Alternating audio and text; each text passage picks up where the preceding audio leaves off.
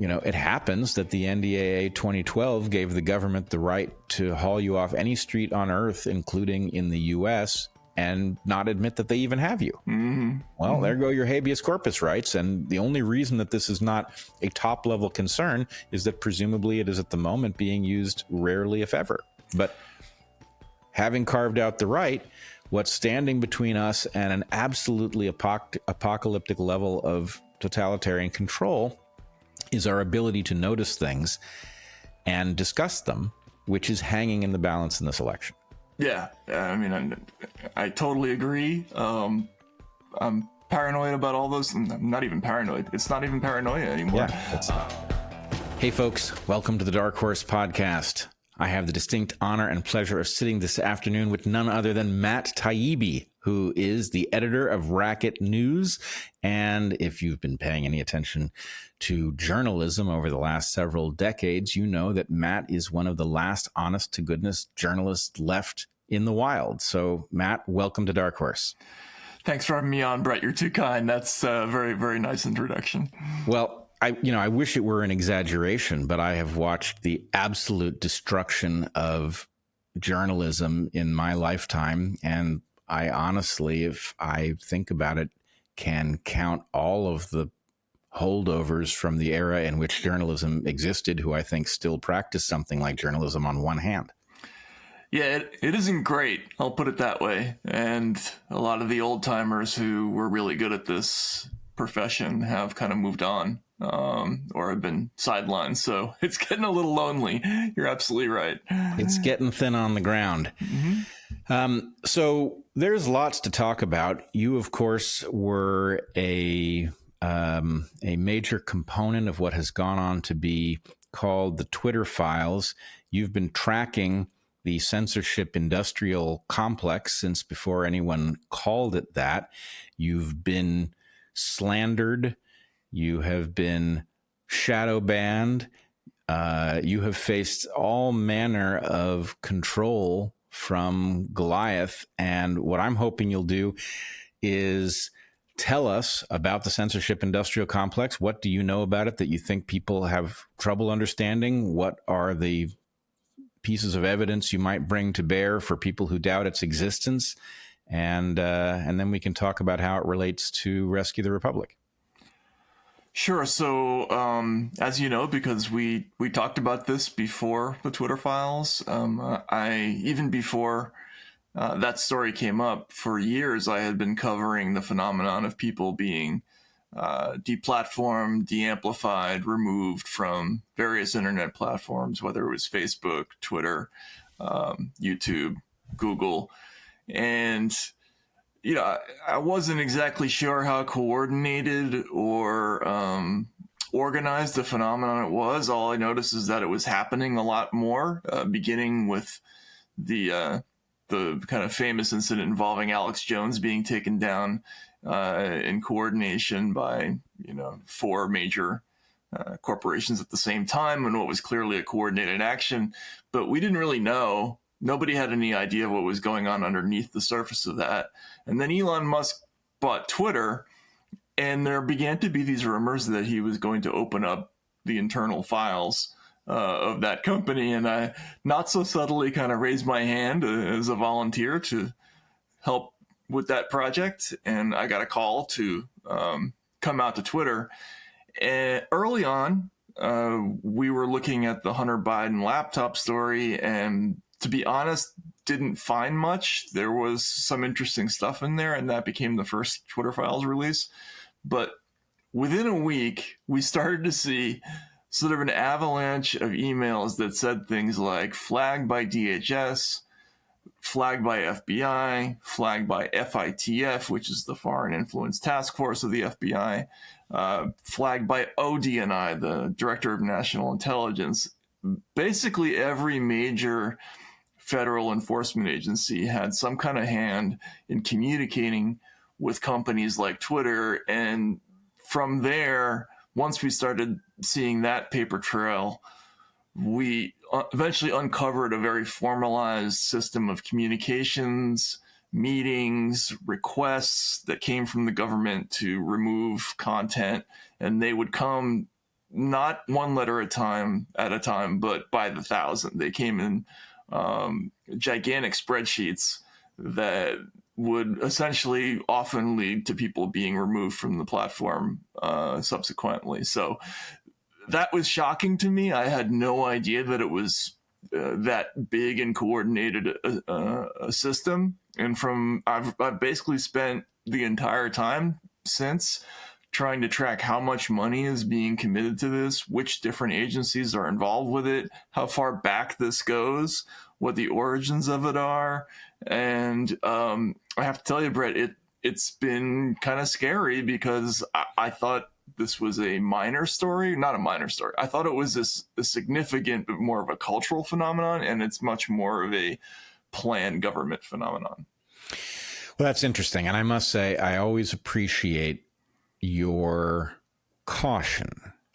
You have explored some difficult topics, and you don't come in with the expectation that this is as bad as it could be. You often come in with a kind of skepticism that I see eroded by evidence, which is exactly what you would want from a journalist. Right. I mean, I think it's important with any kind of story to go in, being willing to be surprised. In the case of the censorship thing, we knew a few things, right? Like Mark Zuckerberg had given an interview to Joe Rogan in which he talked about essentially being briefed by the FBI ahead of time about the Hunter Biden laptop story. So we thought maybe there might be some communications about that. And if you remember, I don't know if this incident stands out in your mind, but in the late 80s or early 90s, the FBI sent one letter to the record label of NWA, basically complaining about one song, and it was a huge national scandal. Like, oh my God, the FBI sent a letter.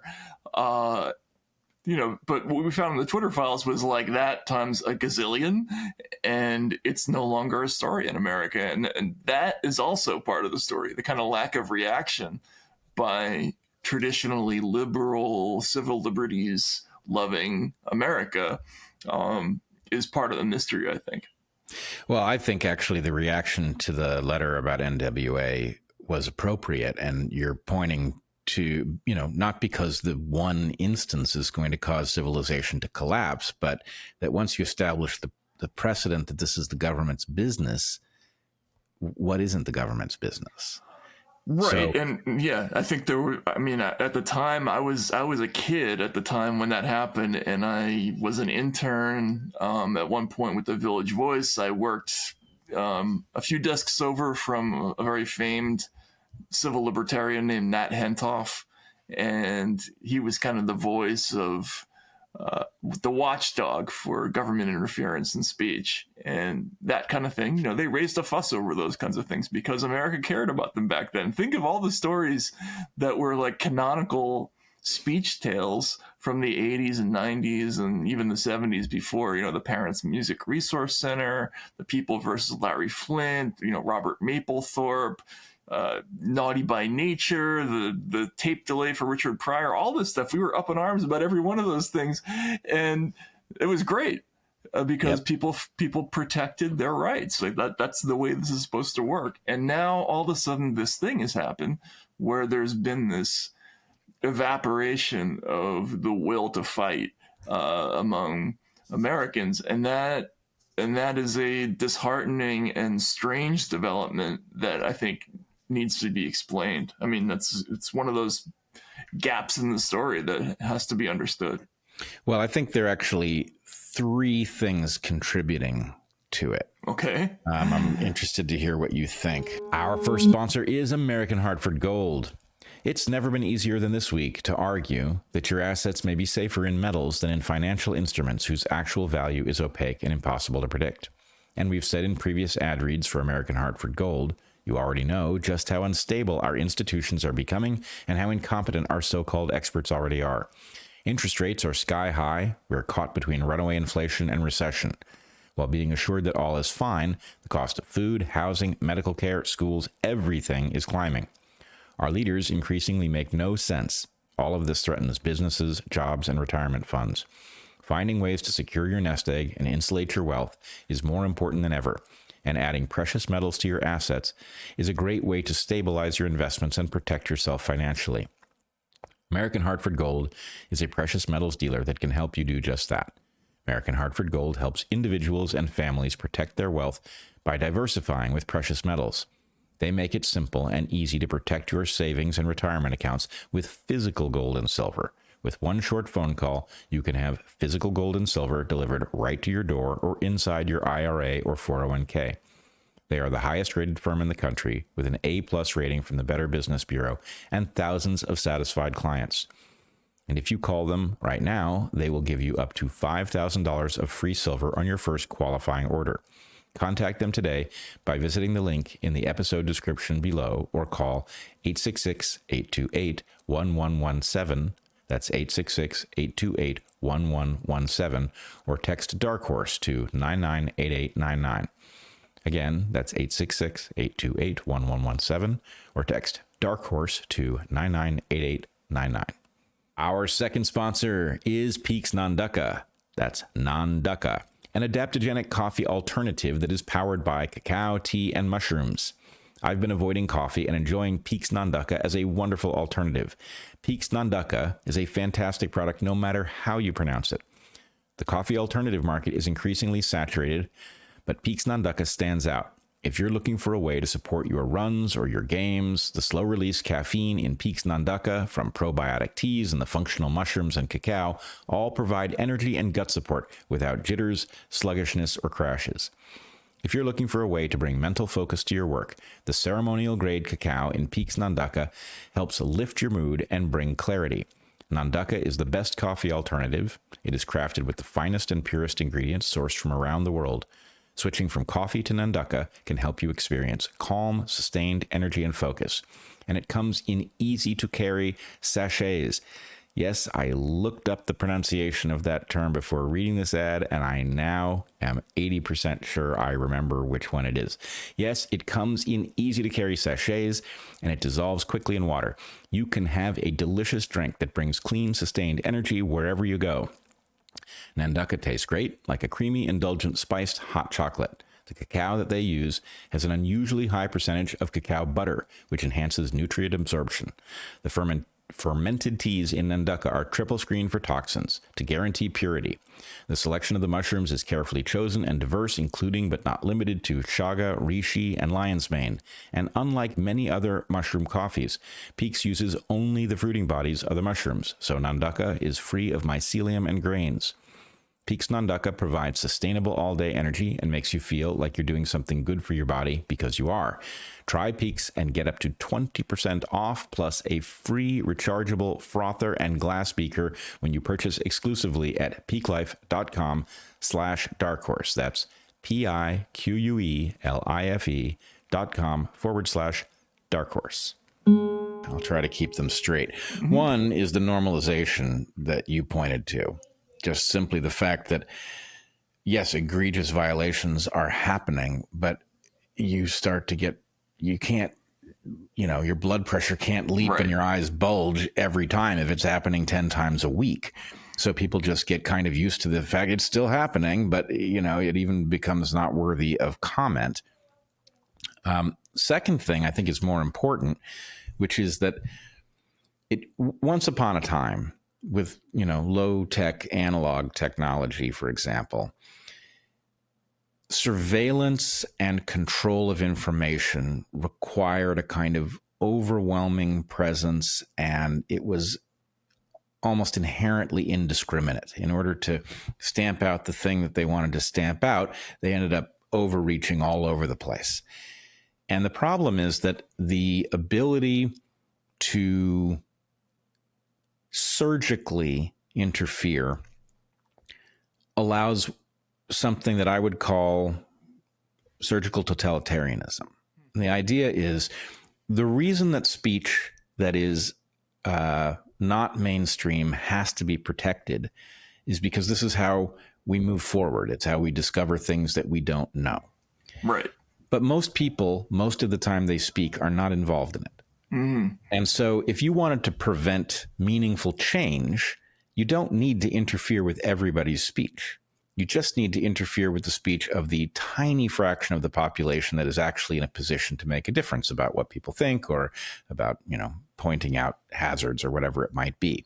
So the problem is, a Matt Taibbi might be very hazardous to those with ill-gotten power, and he might be worth interfering with. Or Brett Weinstein, yeah. Mm-hmm. For example. Mm-hmm. But somebody with with the same perspective, but a much smaller platform could be left alone. And what that does is it means that people have an inaccurate sense of how much interference there is. And more importantly, they don't know that it's having a very profound effect on our trajectory through time. Mm-hmm. Right. Mm-hmm. So that surgical aspect causes people to have skewed, a tamped down reaction. Mm-hmm. But the other thing, and I know you'll resonate with this, I guess this is the third thing, is that once upon a time, there were things like newspapers and news programs, and they had a journalistic obligation to report on stories that were story-worthy, whether it worked in the direction that their editorial page liked or not, right? So it didn't matter that you were a right-leaning newspaper and a right-of-center president was in trouble. You still had to report the story. Right. And yes. What we have now is a system where actually most of the press just simply doesn't report anything that goes in the other direction. And so it's like vampire news that doesn't reflect in the mirror. That's an interesting way of putting it. Yeah, that's true. Yep. Yeah. Go ahead. Well, no, I totally agree with that. In terms of the surgical totalitarianism, that's an interesting concept because in the first week of the Twitter files, one of the first things we were introduced to was the whole toolbox that they had for every person's page, right? We looked at the page, for instance, of the Stanford academic Jay Bhattacharya, who was, suppressed for, his views for research. That's that fringe epidemiologist, right? The fringe epidemiologist, exactly. And what we saw is that they have these incredible tools. They can dial your presence all the way down to nothing, including people who follow you won't be able to see you, or they can amp your presence all the way up to everybody sees you, which they did for some, let's just say, very select folks, including spouses of ex-presidents who were putting books out and that sort of thing. So they can basically surgically control reality. And as you say, it's like people are like frogs in boiling water. They don't really know that these changes are happening and that their perspective on things is being constantly adjusted in these weird, minute directions. And so that's one thing, is that they're just not seeing the issue, or it's happening in such a gradual way that they're not able to recognize it. As for the news agencies not covering things, it's funny. I grew up in journalism. My father was a reporter, so I was around newsrooms my entire life from when I was a little kid. And the idea of maybe like an FBI official calling up a news director or an editor and saying, hey, we would really like it if you didn't do that story, or if you turned this thing down.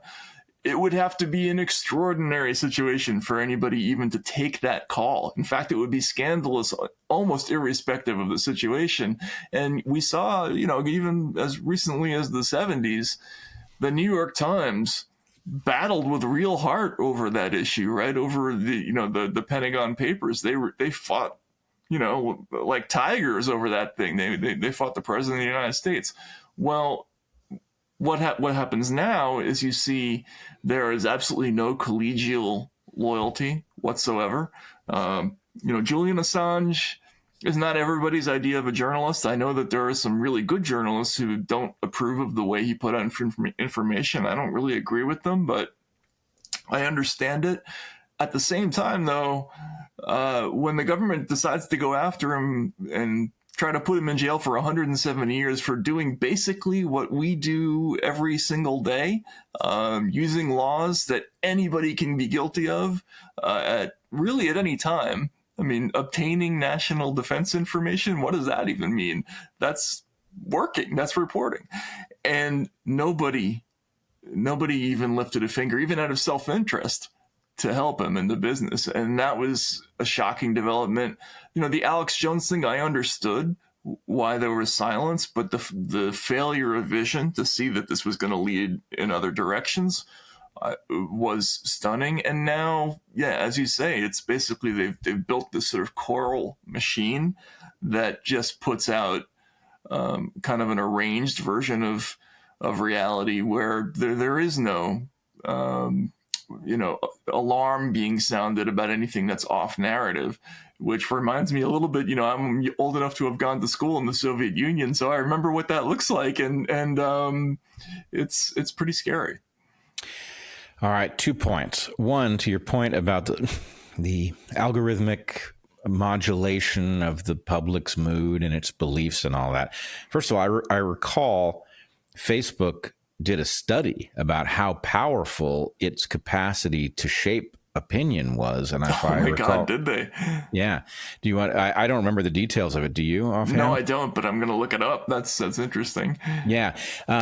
So the other thing, though, that just as my viewers and listeners will know, I'm an evolutionary biologist, and I'm struck by the fact that part of why we don't understand the import of this, it's not even just censorship, but the shaping of the information environment, is that evolutionarily, there's almost no analog for it, right? The idea that, if you were a Pleistocene hunter-gatherer, or even somebody in a farming culture 400 years ago, the idea that you would walk into a room of people who seemed to be, peers who you didn't know, and that you could walk by and listen to conversation after conversation, and what conversations you were hearing and which direction they pointed would be like the Truman Show constructed so that you would be led to a conclusion that actually was completely unrepresentative to what the actual population believed. Right. Yes. That's impossible. Yes, to the degree that we're doing it, for sure. I think people who lived in totalitarian societies, probably in Eastern Europe or the Soviet Union, would say they experienced something a little bit like that. But the difference with the internet age and what we were able to do in America, and just to your point about the algorithmic specificity of it all, like think about this detail from the Murphy v. Missouri lawsuit, the big Supreme Court case, where they introduced evidence that basically the White House wanted a Tucker Carlson interview dialed down 50%, like exactly 50%. They were able to make that request, which tells you that the ability to do this is, it's extraordinarily precise. But it reminds me a little bit of the capabilities they have now as opposed to what the Soviets could do. There's a famous Kafka story called, I think it's called Before the Law, where a traveler comes and he's looking for access to the law, and he meets a guard who won't let him get access to the truth. And he ends up staying there his whole life. He gets old and gray, and finally he's about to expire. And he says to the guardsman, he says, "How come all this time that I've been at this door, nobody else has come and knocked and tried to get through and gain access to the truth?" And he said, "Oh, this door is only for you. Everybody else has their own individual obstacles." And so that's what people have to understand about the digital world, is that every person has their own individualized consumer reality that is highly tailored to your particular personality, your behavior, and it's incredible the technology that they have, what they're able to do in terms of stimulating you to different types of reactions. That's what people don't understand. They think they're reading the news. What they're actually reading is something that's really more like a reflection in the mirror. Well, I've been playing with this concept, actually. And I was actually thinking that the Black Mirror, the television program, is misnamed because it's not that I don't understand the reference. It is like a mirror, but it's not like a mirror. It's like your own personalized Plato's cave. That's right. Right? It's shadows on the wall that are constructed specifically to play to your prejudices, your biases, to take advantage of your blind spots and your ignorance, so that you will reach a conclusion that we have ever greater power, or whoever is wielding these tools has ever greater power to shape with ever greater precision. Yes, that's absolutely right. And I think the really scary part about that is that the thing that they're most effective at doing is calculating what you're afraid of and what will make you angry. And they give you heavy doses of both. But the ultimate consequence of it is that, and again, I saw this as a student in the Soviet Union, when you're surrounded all the time by these images of threat and fear, and this idea that sort of beyond the wall there's just dangerous, horrible world where everything's out to get you. And they really make you think that. They're very convincing in getting people to think that there's a whole world of very, very dire threats that's just outside their door, and living in their fellow citizen who might be living next door.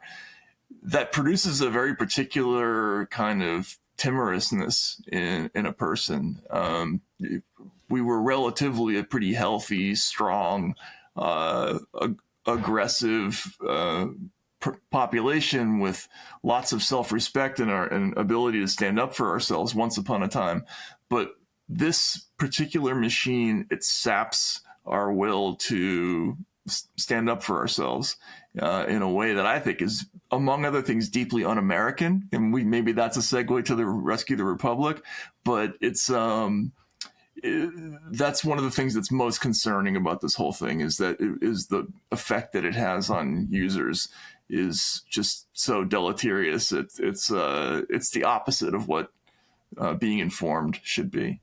Yeah, it's absolutely inhumane, frankly, the gaslighting. And, to your point about dial Tucker Carlson down 50%, the effect of that is that you don't even have the benefit of being able to establish to yourself that it's being suppressed. Right.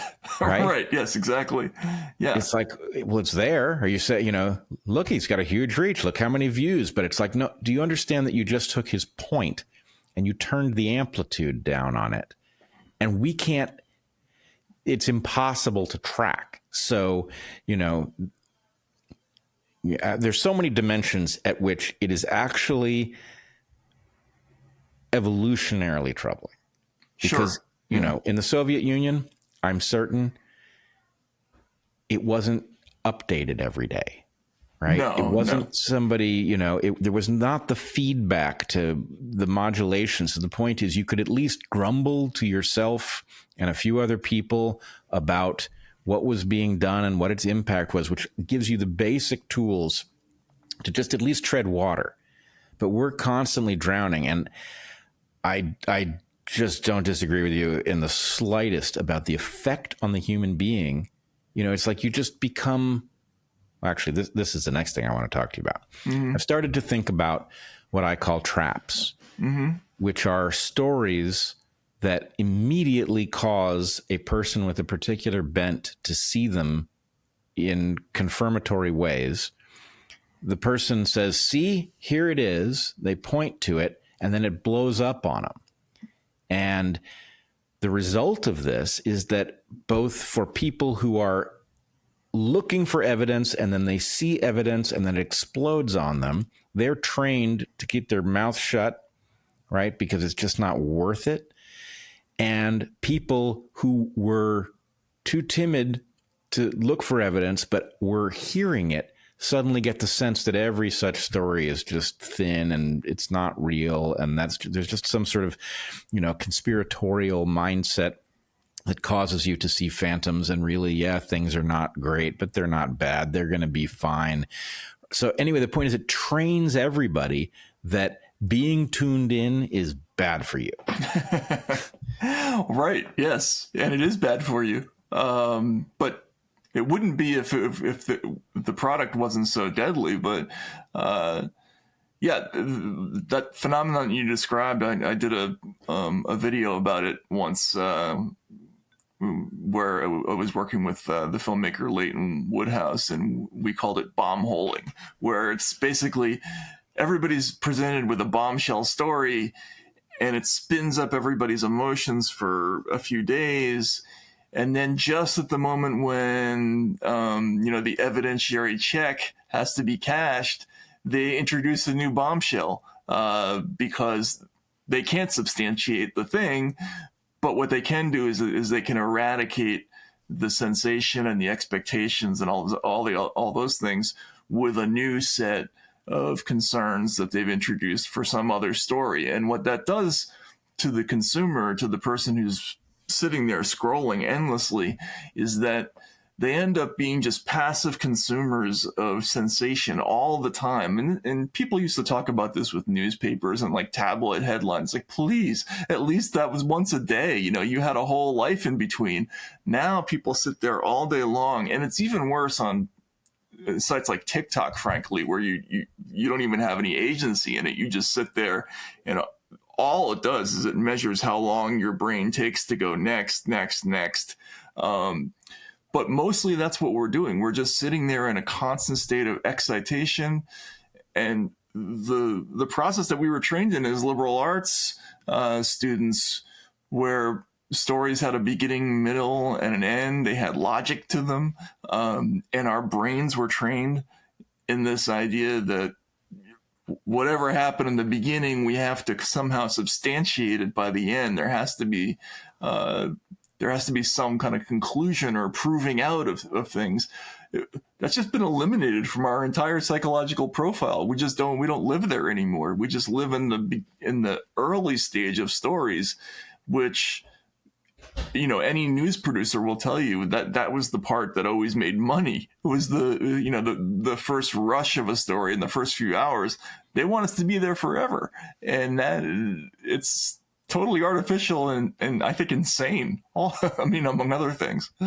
Oh yeah, it's very unhealthy. I don't know if you have this experience, but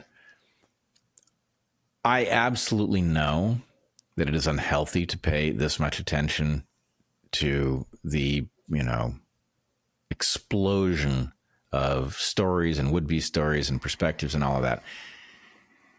But because part of what I'm trying to do is to understand what this is doing to us, I can't not look at it. Right. So I know that I personally am suffering from my level of engagement with it. And frankly, if the only thing I was worried about was my personal well-being, the obvious thing to do is to walk away and find some way to tune in only when necessary and only very occasionally. But I think my obligation as a citizen living in some sort of a mental health avalanche is to try to figure out how to get us out of it, which I wish it didn't. I'd be happier if I could, go do a little carpentry, a little bicycling, whatever it is, but something else. Yeah, you almost certainly would be happier if you'd be reading more books, you'd be exercising more, eating better, right? All those things. Everything. Mm-hmm. Yeah. No, it's a tragedy. Now here, I'm going to ask a question. They say that lawyers should never ask a question they don't know the answer to. I'm not a lawyer, so part of my business is to ask questions I don't know the answer to. But I'm afraid of the answer to this one. Mm-hmm. Seems to me that the unanticipated technological capacity to manipulate people in a surgical way, in a constantly updated manner, in a personalized way, that all of that is not forbidden by any rule I know of. And the rule that we obviously need, which I'm thankful I'm not charged with writing it because I wouldn't know how to write it correctly. But we need a rule that says you can't do that because it's morally wrong to. Right? Yes. I actually thought about this with the first time I had that thought was with the Russiagate story. And I thought, is there a law against just telling people a fake story repeatedly over and over again and keeping people in a state of excitation over something that's completely fake? And the answer is probably not, right? There's probably a way to do it legally. Now, with the situation with the platforms, there is an angle to this.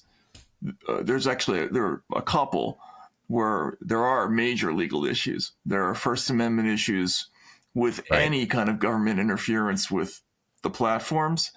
And there are also issues with the intelligence agencies violating their charters by operating domestically in the same way that they do overseas. And that is a less explored phenomenon, but I think it's actually a more serious angle to this whole thing. But if you were to take the FBI / DHS / ODNI angle out of all this, and you just had a bunch of platforms sort of acting in concert as a hive mind, I don't think it would be illegal, and that's kind of a problem.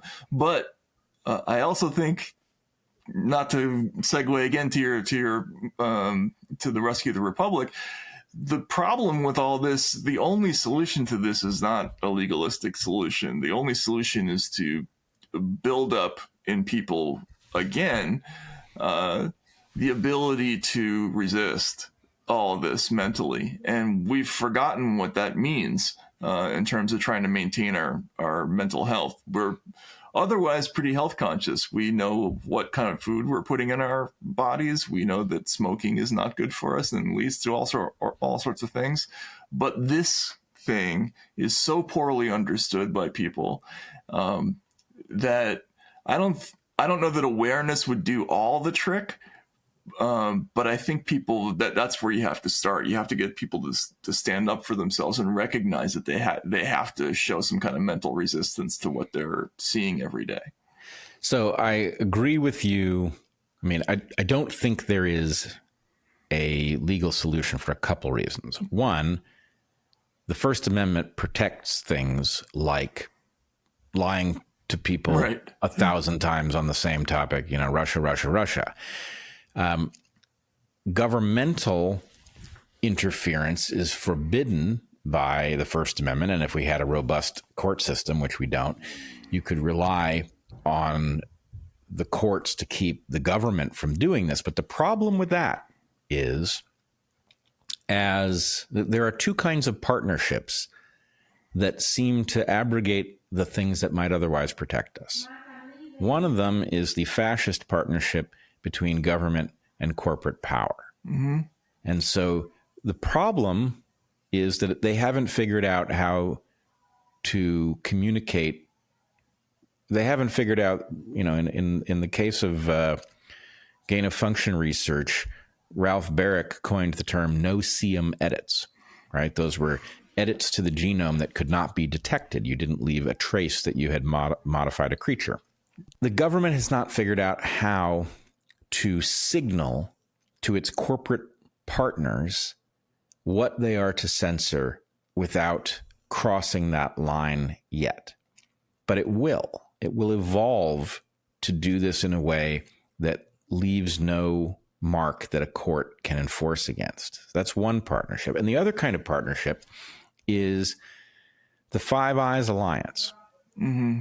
Here we have 5 nations that appear to be involved in a collaborative effort where each country is capable of violating the rights of the citizens of the other countries, and they are not forbidden to exchange the information. So if the U.S. government can't spy on me, it doesn't mean that the British government can't spy on me on behalf of the American government and then hand over the product. Right. Voluntarily. Yeah. Right. Yeah. No, I mean, just today, I was on a call with some people from the Washington Examiner, one of the things that came out of the Twitter files and that they also reported on kind of separately was the State Department funded a UK-based organization called the Global Disinformation Index. It's essentially a company that scores media firms according to their likelihood to disinform, and they create something they call the dynamic exclusion list. How's that for an Orwellian term? It's a little bit like the disposition matrix. It's a blacklist for media, basically. So the U.S. taxpayer is actually funding a mechanism that will negatively impact the advertising revenue of American businesses. And they're able to do this because they launder it through England, right? It would be absolutely outrageous for an American company to take money from the American taxpayer and use it to damage their business. Now, there actually are many big companies that actually do something very similar, but this particular example, I think, is onerous because it's the State Department which pretends that it's not involved in our domestic affairs, giving money to an ostensibly foreign outlet to do what it just wants to do here at home. And because of that, there are so many examples of that, but that's just the reality of the internet world is that it's so easy to skirt all of these different laws if they want to. Now, if they want to make a law that's super powerful and actually affects countries outside of their borders, like Europe's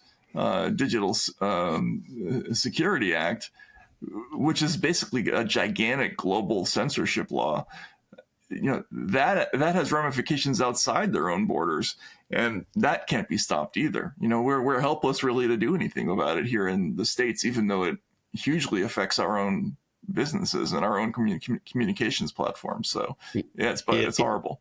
It affects everything, and I'm unable to look away from the story that we are apparently supplying weapons to Ukraine, authorizing the launch of these, I guess, medium-range missiles that the Ukrainians can't launch without our help, in the face of Russia saying that such a launch will be taken as an attack on Russia by the U.S. Now, that story is absolutely horrifying and insane, just as far as I've described it already.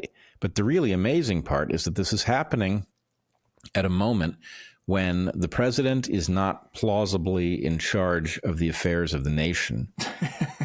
And so somebody is acting in a belligerent manner towards the largest, the owner of the largest nuclear arsenal on Earth. I think it's even larger than the U.S. Might be, yeah. Mm-hmm.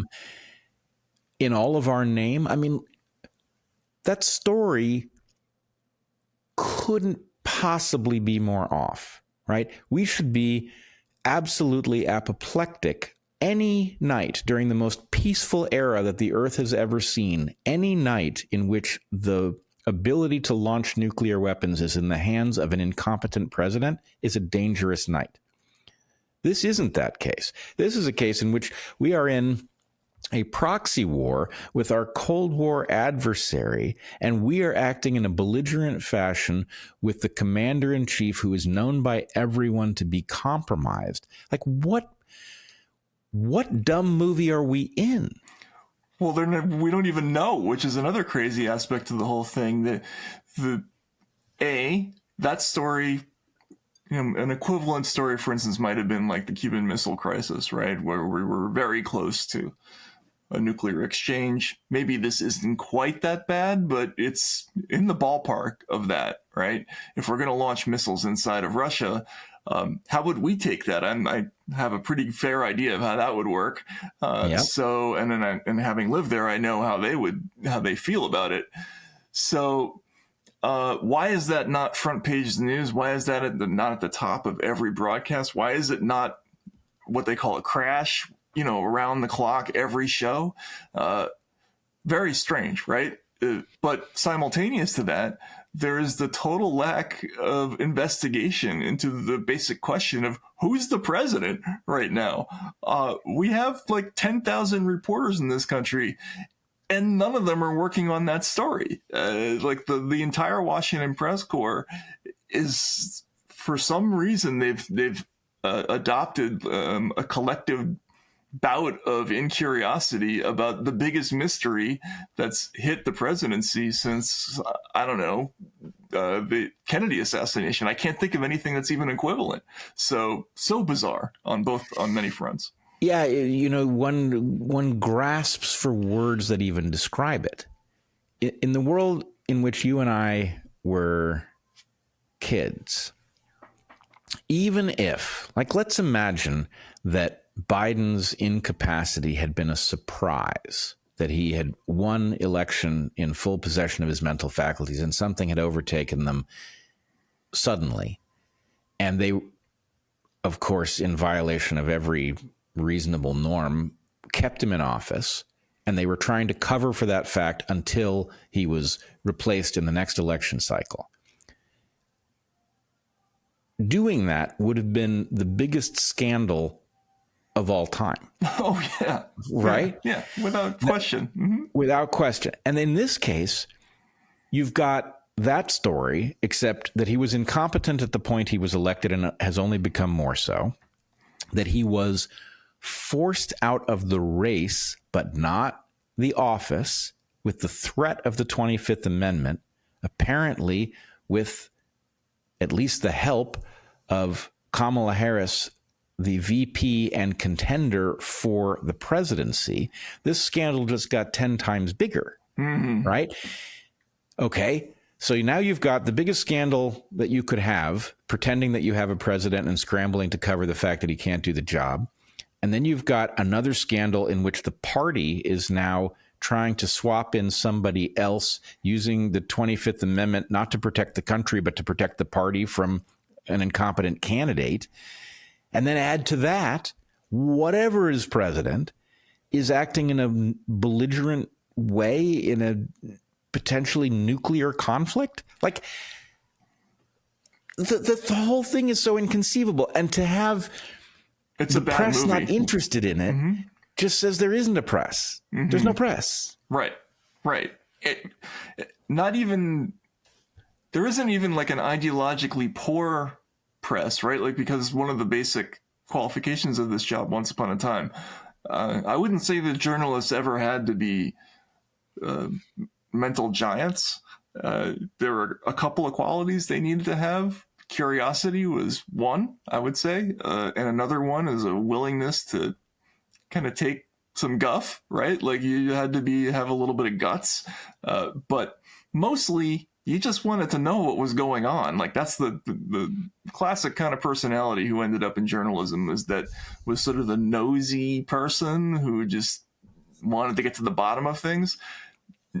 How they just suddenly removed that entire tendency from the business in the space of a couple of years is really astonishing. I mean, it's almost like, getting everybody who was good at biology out of, the medical world all of a sudden. I don't know what to compare it to, but this is an amazing story. Just forget about what it means for a second. Like, if I were a White House reporter, I would be loving this story just in terms of the juice of trying to find out who did what and why and who's really running things. Is it Jake Sullivan calling the shots? Are they getting high at night and doing these crazy things? Like, what's going on? You'd want to know. And there's not even that. So that tells you that something very weird is going on, that they're intentionally putting people who can't do the job in these roles. Can and won't. Your point about biologically interested and competent people in medicine is well taken. But I would just say you're the general principle. If you, as a journalist, look at journalism and you say, the thing that used to cause people to do the job, which was wanting to get the story, right? When nobody else had it, it was a competition. And if you got the story and other people didn't have it, they read your stuff and not theirs, right? That's a competition that works in the interest of the public that wants to know what the hell's going on. Right. Right. And crucially, we didn't care what it was. All we cared about was that it was a good story. Right. Now we have journalists that will actually refuse to chase down a spectacular story. And I think we know something about why, right? If you go after the story that the president isn't the president and somebody is being belligerent in a nuclear, potentially nuclear conflict, maybe you won't have a job. It used to be that you could get ahead by unearthing the story better than your competitors. Now you might be out of a job if you did it. Right. Right. I mean, yes, for sure. And I guess my point about science would be, isn't it odd that the very same thing has happened? Right. It used to be that a scientist didn't need to be, popular on the faculty of their university. The real question was, did they have greater predictive power than anybody else? And if you didn't matter what else was true, that was success. Mm-hmm. Now we have scientists who will actually pretend that things they know are false are true in order to get ahead, to continue publishing, to get grants. And it's just, there's no science left, as there's no journalism left. And, across how many different zones of activity do we have to see people deliberately failing to do the thing that was supposed to be their job before we say, hey, what exactly is destroying our system from inside? Yeah, I think it's equivalent to being in an airplane and, sort of playing with how many things you can turn off before it crashes to the ground, Wow. I mean, probably we can exist without a really good press for a little while. Science, I'm not so sure about that, especially if you're getting, not just no science, but bad science. But yeah, there are so many different disciplines. I'm less schooled in what's going on in academia, but I think you were one of the first people to warn about what was going on there, and a lot of us should have listened earlier. I think that's now clear. But once it spread to our business, now I think a lot of people are seeing kind of equivalent things going on in their own discipline. Almost every professional discipline has these same problems now. And it can't go on for much longer before it results in some kind of catastrophic failure. I would say nuclear war is obviously, one of those outcomes where, this could happen because of the total dysfunctionality. It's a little bit like Dr. Strangelove. The whole point of that was originally a serious movie. One of the great stories of cinema is that was supposed to not be a comedy. It was supposed to be a serious film about how a couple of people going crazy in the right way at the right time could destroy the world in that environment. And now I think we're in the same situation. If you turn off the entire news media, all the checks and balances of government, and everybody agrees to overlook, for instance, like the totally illegal transfer of power from one person to another, or worse, leaving an incompetent president as the titular head of the government while you're conducting wars overseas. That's the kind of thing where you could see the plane crash to the ground, I think. Yeah, unfortunately, I did a pretty good job back in that era of saying things that sounded crazy and turned out to be on target. One of them was, the bridges aren't going to fall down right away, right? DEI can take over the engineering schools, but the bridges were well enough built that it's going to be a while before you see them collapse, but it's coming. And I think now we're in that era where the bridges are beginning to collapse. Scary. Yeah. Mm-hmm. Which it does bring me to the confluence between all of these observations and what the hell there might be to do about it. So you have graciously agreed to join us in Washington, D.C., September 29th for Rescue the Republic. You are going to be speaking on the censorship industrial complex and the control of information, propaganda, which I'm thrilled about. Thank you for doing it. No, thank you. I'm looking forward to it. But I want to ask you a delicate question. Are you aware that I have used you as an example periodically? No, of what? No. Okay. Well, I'm hoping that I will not damage our friendship. No, it's okay. For this. But what I have said is that Matt Taibbi has taken up not voting. And that my feeling is I understand exactly why he's doing that. And mind you, I voted for Tulsi Gabbard in 2020, right? She wasn't likely to take the office. So you might argue that I threw away my vote.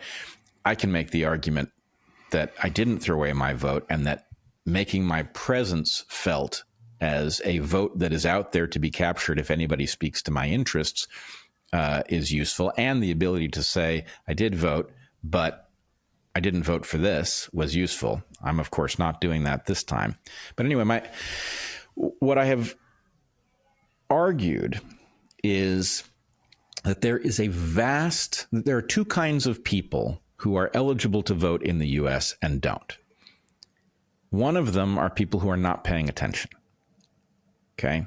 There's nothing to do, I think, about those people, at least not in the short term. And then there are people like you who are paying more attention than almost anyone and are disgusted with the process, are sick and tired of being suckered, whatever your reasons might be, and have stopped voting because it seems pointless.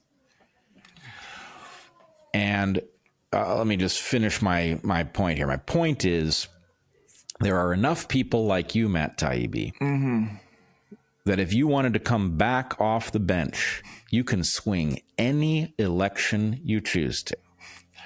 Don't know about that, but there are enough. I take your meaning. Yeah. It's a difficult question, what you're asking. Part of it is, as journalists, I try never to talk about who I vote for. I'm pretty clear about my point of view, but you have to be a little bit coy about certain things. And it's a tough line to toe because it can be kind of an annoying quality. But you also, you can't go too far sometimes. Yeah, I'm not asking you to say who you're voting for. Yeah. I'm really just saying, look, first of all, I'm an annoying person in this regard, in that I say things like, well, if you don't have a candidate running in this election, i.e. if they've eliminated a candidate you would have liked in the primaries, as they always do, then vote in the next election, right? In other words, that's why I cast my vote for Tulsi. I'm specifically telling people don't listen to that advice this year because I believe the First Amendment is actually on the line and that there will be no tools with which to rescue the republic in 2028 if we don't rescue it now. Yeah, so I'm going to deal with that question by kind of framing it in a certain way. People, I've gotten in trouble with people even in my own family about this issue. I'm constantly presented as a pro-Trump voice, even though I really never talk about Donald Trump. And that's reflective of how I view the situation. I don't really view this as Trump versus Kamala Harris. I think Donald Trump is almost irrelevant, it's a strange thing to say, but I've been watching this progression of, accumulating secrecy, surveillance, state power since 9/11 with increasing alarm. And I just think there's that and kind of everybody else, right? And there's really only voting for that and voting against that to me. And we've reached a point where, voting for it, I think, is suicide. So I think it's going to be pretty clear what I'm saying, but I'm going to try to make the point that, what I'm going to try to do is argue to people that it's not something that you can put off anymore. Because, I was in Russia in 99 and 2000, where I basically watched the kind of newly hatched freedom of speech disappear, and it does not come back. This is how these things work. And, there has to be a major upheaval for anyone to even consider it. And we're in this place right now that Americans, we just don't have a lot of experience as a country. We just haven't been through these kinds of things. And so we don't recognize what we're looking at. People don't realize that, around the corner of this is a world that they're just never going to understand. They haven't seen it before. They don't know what it is. So I'm going to try to frame it in terms of, all the things that made this country great, remind everybody how powerful and beautiful and vital the First Amendment is. And because incidentally, Brett, this is something that Orwell talked about in 1984. There's a great passage where there's a character named Syme who's like the expert in newspeak, and he loves all the little machinations of that horrible language. And he talks about the slogan "Freedom is slavery" in the book, and he says it's a great slogan, but in the future we won't need it because people will forget what freedom is, and that will be progress. We're going to be eliminating words. And amazingly, this is happening already with the freedom of speech. If you go to look for stories about speech controversies, you won't find them. But if you search for misinformation or disinformation, you will find this avalanche of stories because they're reprogramming our brains to forget about the freedom of speech and to replace it with this new concept of threat, misinformation, malinformation, propaganda. And that is already happening. So the psychological damage and the legal damage will be basically complete once they get over the hump with a few other things. And I don't think we're going to be able to go back. Yeah, I don't think we're going to be able to go back either. And I just want to take one little detour here. Mm-hmm. When the first time I read the term malinformation, I remember there was a DHS memo. This was during sort of the height of the COVID battles. And the Department of Homeland Security put out a memo in which it declared 3 kinds of terrorism. MDM. Mis, and malinformation, right? Misinformation are errors. Disinformation are intentional errors. Malinformation being things that were based in truth but caused you to distrust authority. Now, there are 2 things about this that I think are top-level alarming.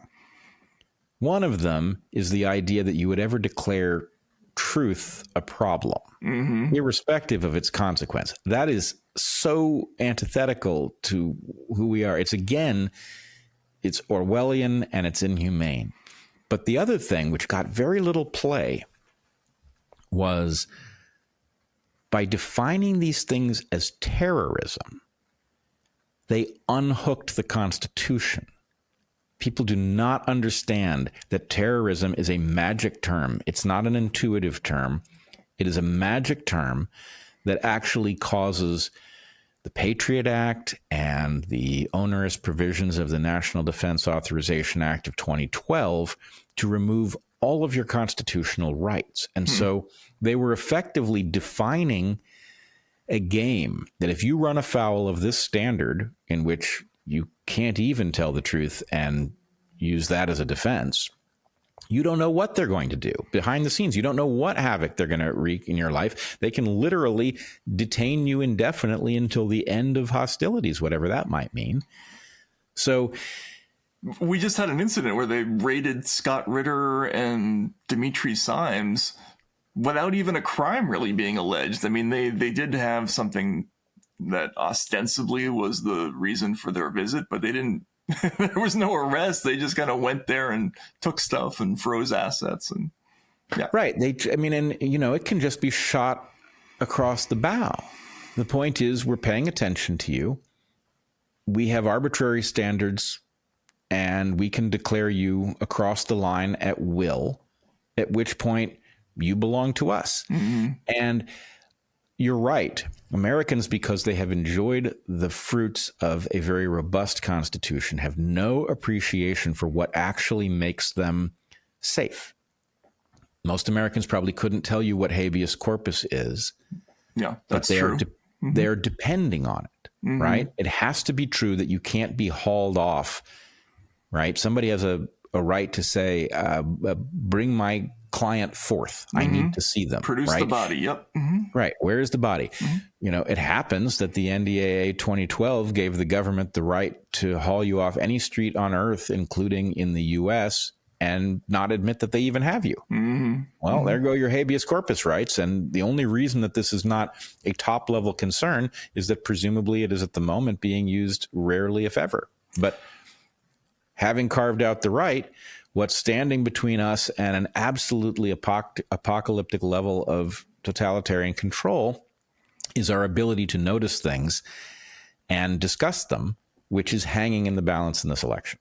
Yeah, I mean, I totally agree. I'm paranoid about all those. I'm not even paranoid. It's not even paranoia anymore. Yeah, it's not paranoia. But yeah, this same thing with the Fifth Amendment, right? Your right to due process. So when they droned Anwar al-Awlaki, nobody really paid any attention to it. This is an American citizen we just decided to murder, and basically the Obama administration wrote a memo to itself saying, yeah, we can do that because due process doesn't actually have to involve the person. As long as there is a process that we do, sort of internally, that satisfies the requirement, which I remember reading that and thinking that's kind of impressively crazy, right? Like, right. It takes some brains to think of something that nutty, and they did it. But they're doing this sort of across the board with every one of the amendments. They're chipping away at all of them. So, you're right against unreasonable searches and seizures. The First Amendment obviously is sort of riddled with problems now, right? Your right to an attorney. They're openly flirting with ways around that. Equal protection under the law.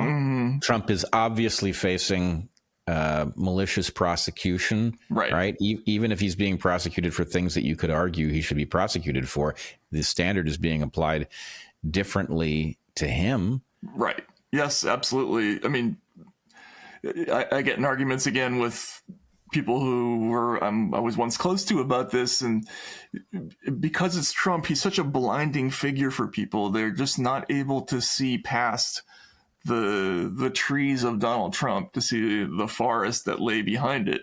And it's a shame because we're on this continuum of disappearing rights, and he is a plot point on that continuum, but he's not really the story. And it's very difficult to get people to see that, but unfortunately they will eventually. And that's kind of I think the alarm that a lot of us who are in this event probably share, is that we've all kind of seen it from one or the other angle. And it's, and it's, as one, I forget which wide receiver it was in the NFL, but he was talking about a quarterback who had a great arm, and he said it's a tight spiral and it's coming. And that's what this thing is. It's it's going to be here any minute. This sort of ball of destruction, and we have to prepare for it. Yep.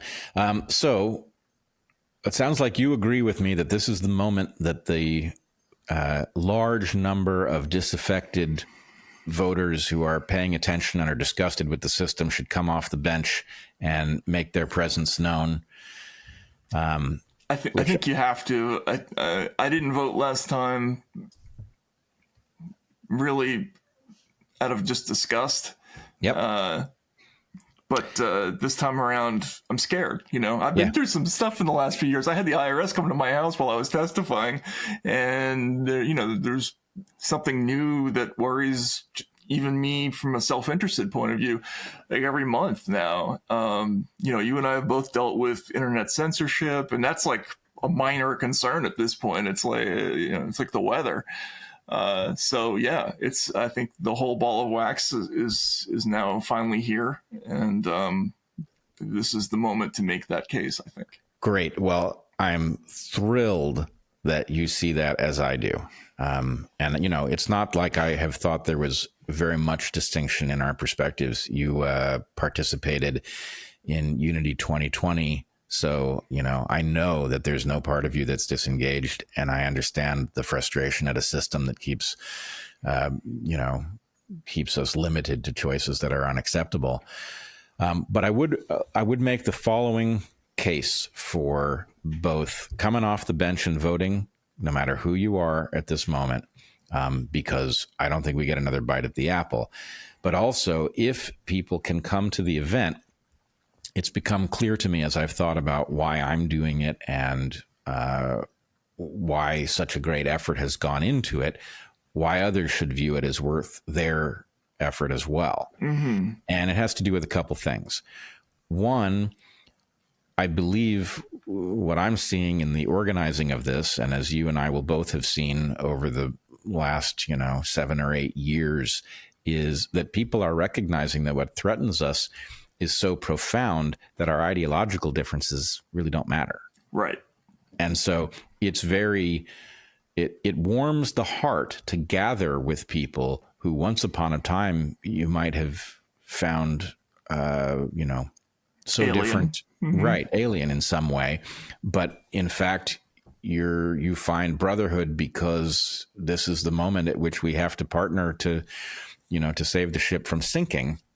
So I think there's something to just physically meeting in one place and seeing how many of us there are and feeling that incredible feeling of brother and sisterhood that I'm certain will accompany the meeting. But the other thing is there's a question about what we do going forward. If the worst happens and the deep state wins this election, we've got a whole host of problems. I'm not sure what we do then. If the deep state does not win this election, there's a question about what happens on the other side. And I guess my point is that vast group of people across the entire political spectrum that is finding the unity movement that is forming needs to make its size and presence felt. Because if it does that, then let's say Donald Trump wins this election, his reason to cater to the will of that vast, non-ideological, post-partisan gathering is that much greater. Mm-hmm. In other words, and his incentive to do that before the election, to recognize that actually, you know what? The man needs voters. The voters are there. And what he needs to do is say, hey, this is what I'm planning on the far side of this election. Here's what it's going to look like. And he's already got a great start on this. What could be better than Bobby Kennedy going after the chronic health crisis? Mm-hmm. Mm-hmm. Right? That's a marvelous thing. So anyway, I believe that by coming together and having an event that is about the things that really bring all Americans together, it makes that case very strongly. Right? It's not MAGA. It contains MAGA, but it's much bigger than that. I think that's right. Frustratingly, everybody who's in that situation is called MAGA. It's been a very effective public relations campaign. Is to as soon as you don't believe in any point of the sort of official narrative about anything, they just dump you in that sort of gravy boat. Yeah, I think about somebody like Nate Silver, the data journalist, right? The guy who does 538.com. I don't even remember what it was that he disagreed with somebody about, but he just sort of stepped out of line for 10 seconds and all of a sudden he's getting, blasted by everybody, all of his former colleagues. And, psychologically that's hard for people to take, but I think you're right. The internet, people are kind of by themselves. They don't really know how many other people there are. People like me and you have some insight because we have subscriber bases and followings, and we know how many people are living, around the country who think differently and how diverse their points of view are. But, the illusion in the media is that there are only a couple of sort of insoluble blocks, and that's clearly not the case. It's never been the case in this country. So yeah, I think it has the potential to be a situation where there's a discovery of an enormous amount of energy and a sense of relief. One of the things know about my readers is that they don't really always even come to read my articles. They come there for kind of an escape from the relentlessness of the messaging, and just to even be able to see that there are other people who are, reading something that's off script, makes them feel safe and affirmed, right? And people do need that because it's an incredibly stressful situation. Last thing I'll say is, as for what happens after the election and the need to make a show of force a little bit, I think in multiple directions, I couldn't agree more. I mean, this weekend, Michael Hayden, the former head of the CIA and NSA, he retweeted some crazy thing talking about how it was basically after this moron dies, and it's a picture of Donald Trump, all these people, and it lists all the Republicans who didn't stop him or something like that. They'll be remembered as traitors. And Wow. Hayden writes above that, he writes, I have all the names. So it's like a breathtaking kind of flex/threat to the entire population. And if you listen closely, you will hear more than one person of his type talking like that. They're awfully frosty about things that they are thinking or planning after this election, if things go right or if they don't. And that should scare people into a kind of sobriety about what's coming too, I think. Well, let me add one more piece to that, which is the COVID debacle involved the mandating of the mRNA vaccines on the entire military. People either complied or they left, which created a force that in the end accepted that immoral requirement. Whatever you think of the shots requiring an experimental treatment, I forgot to say this earlier. Among the things that we have lost is the right to informed consent. Yeah, and the Nuremberg Accords, right? I mean, yeah, and what people don't realize about informed consent is that that principle is understood to be so important that the Allies literally hanged 7 doctors to death at the end of World War II for violating it, even though it had not yet been codified.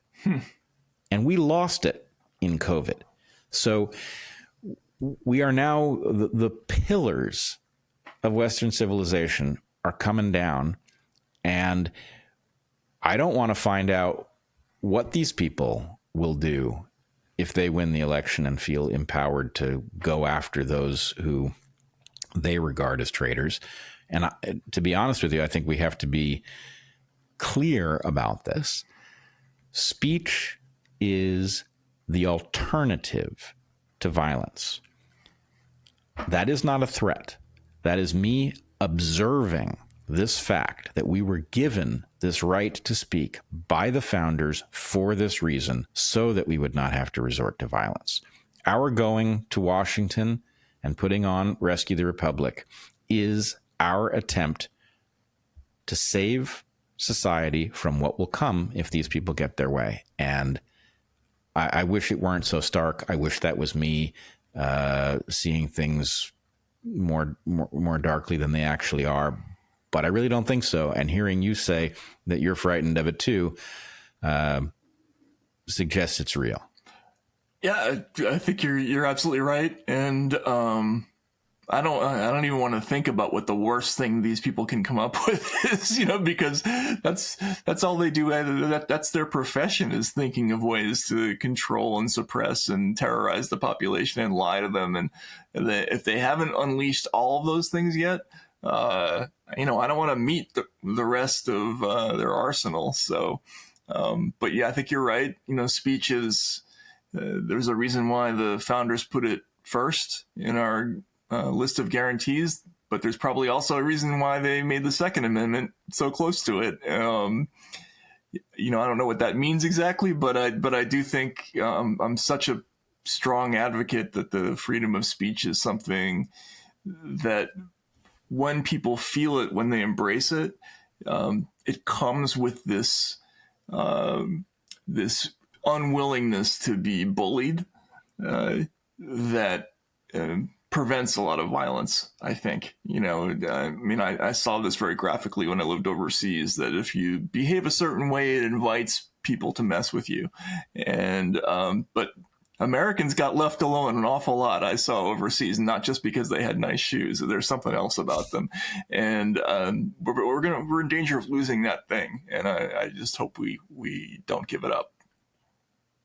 Great. Well, Matt Taibbi, it's been a real pleasure, as it always is. I'm looking forward Likewise. to seeing you in person in Washington, September 29th. And to the audience, let me just say, this is Matt Taibbi telling you it's time to come off the bench and come to Washington and stand in person with this vast collection of people gathered around the idea of unity.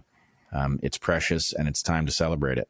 Yeah, it should be fun. I mean, among other things, it should be fun. It should be a great experience. So looking forward to it, and a necessary one.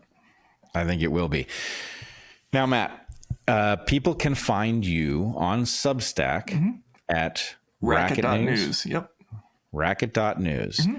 Where else should they find you? I'm on Twitter at @mtaibbi. So that's TAIBBI. That's really it. On Substack, we have Walter Kern and I have a podcast that comes out every Friday, but you can find that at the site on Substack. Yeah, terrific. I'm a big fan of Walter's also. Walter's great. Yeah, he is great. One of a kind.